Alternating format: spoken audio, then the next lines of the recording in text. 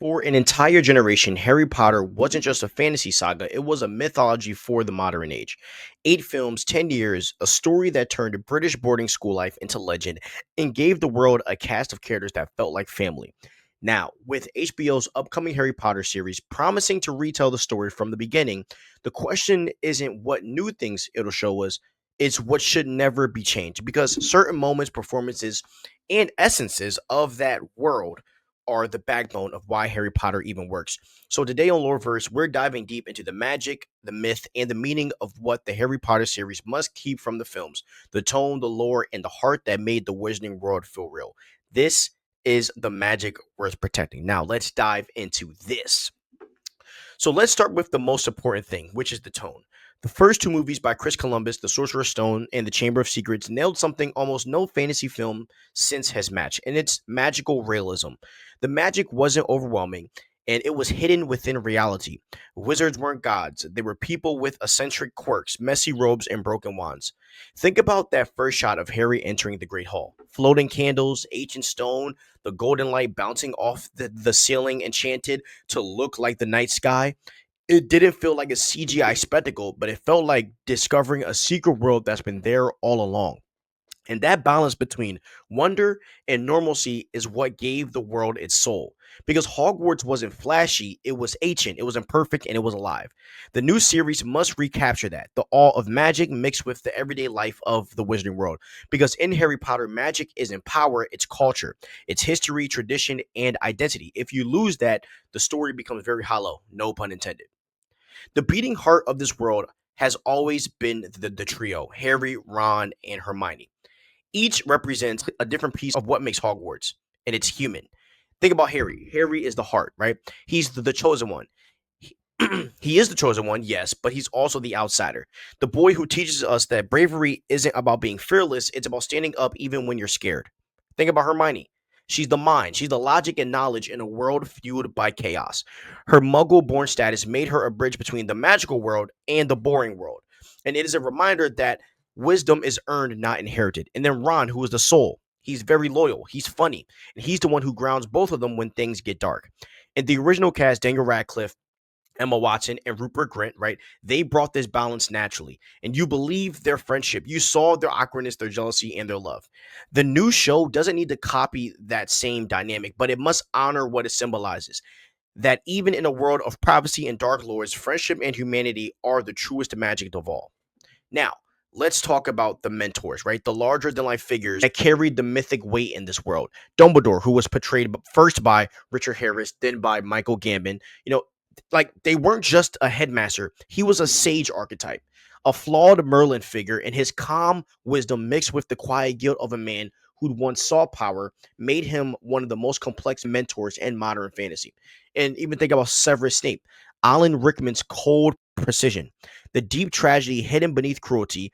That performance turned what could have been a one-note villain into one of the greatest redemptions in cinema history.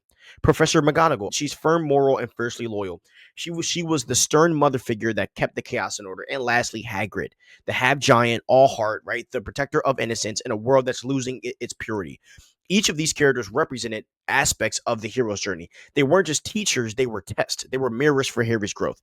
And if the new series forgets that, if it turns these characters into just side roles or exposition tools, it'll lose what made the saga timeless. The Wizarding World works because its characters embody mythic archetypes through a modern lens, and that's what the movies got so right. Now, Hogwarts wasn't just a school as well, it was also a character. Every stone hallway, every portrait whispering gossip, every hidden staircase felt like it had history because it did. Lore wise, the castle was founded by four of the greatest wizards of their age: Godric Gryffindor, Helga Hufflepuff, Rowena Ravenclaw, and Salazar Slytherin. Each built Hogwarts as a sanctuary for magical youth, and their personal philosophies literally shaped the architecture. That's why the house system still divides them by values, not just colors. The films captured the ancient, almost cathedral like type of energy perfectly. When you saw the Great Hall, it looked sacred. When you saw the Forbidden Forest, it looked alive. When you saw the whisper of ghosts in the hallways, like Nearly Headless Nick or the Great Lady, it felt like Hogwarts was breathing. The series should expand the castle, show us the unseen wings, right? The founder's relics, the ancient magic that powers it, but it must retain the gothic soul of what the film is built. Because Hogwarts is more than a location; it's a symbol of safety and it's a mystery that is intertwined. Now, let's talk about the magic here. In the movies, every spell mattered. A simple flick of the wand could change everything, right? Magic wasn't just visual, it had weight. When Bellatrix kills Sirius or when Harry casts Expelliarmus, right? As his final act of defiance, the impact comes from emotional gravity, not special effects.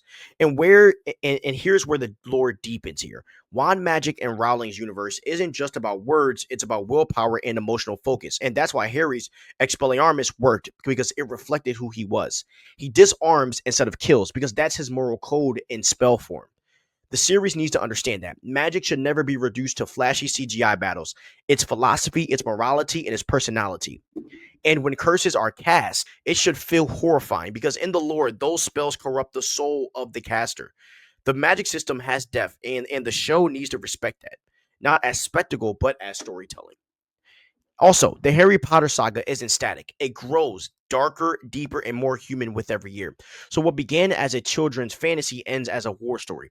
By the time of The Deathly Hallows, it's about trauma, legacy, and sacrifice. Each film matured with its audience, a storytelling decision that made the movies culturally timeless. The series must do the same, treat each season as a chapter in growing up. The humor, the wonder, the lighthearted mischiefs of early Hogwarts should fade into moral complexity, betrayal, and loss as the story progresses on and on.